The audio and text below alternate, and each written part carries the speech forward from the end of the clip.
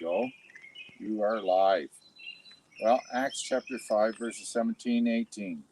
They were filled with indignation and laid their hands on the apostles and put them in the common prison.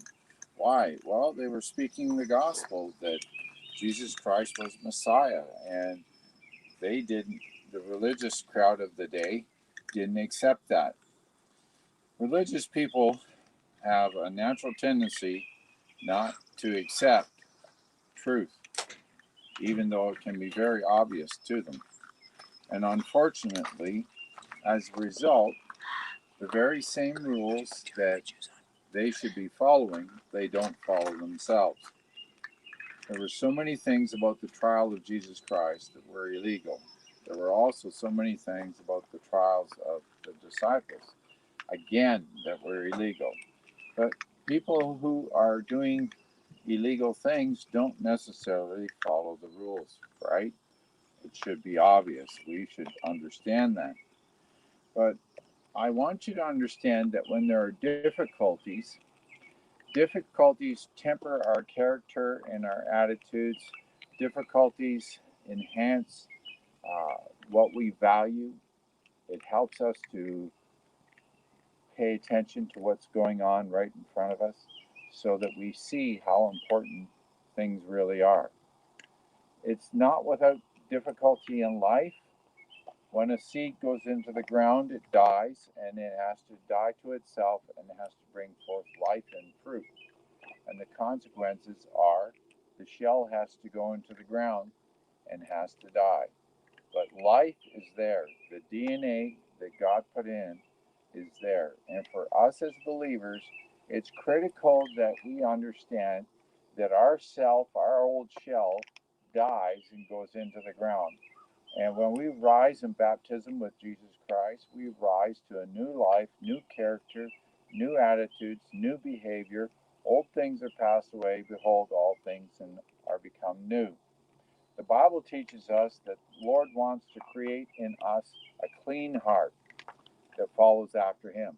And good morning, Rachel. I know I'm a little late, but here we are, right?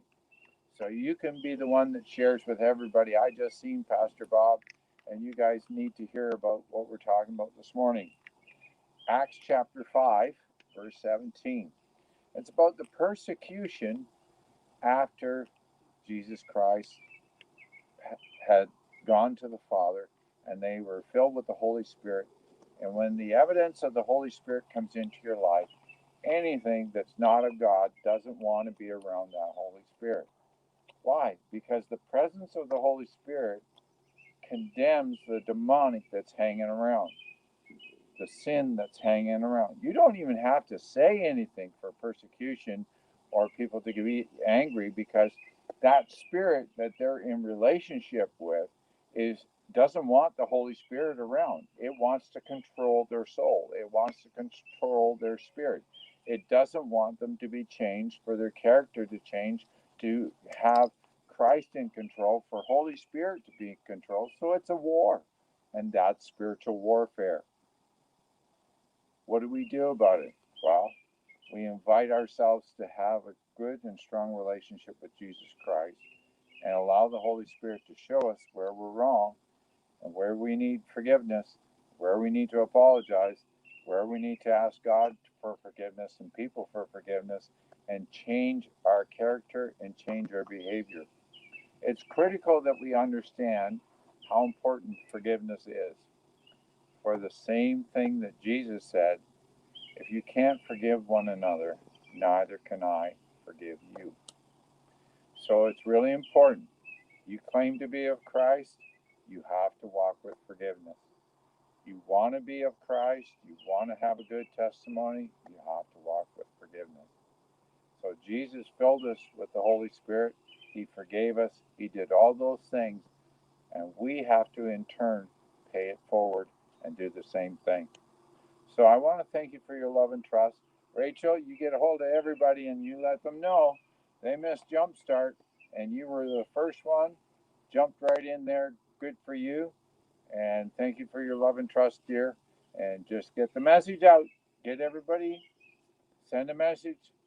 and say, you need to listen to what Pastor had to say about Jumpstart and getting things right with Jesus today. All right? God bless you, Rachel. Have a great day. Say hi to Mom and Dad and your big brother and sister-in-law and the baby. God bless you and have a great day.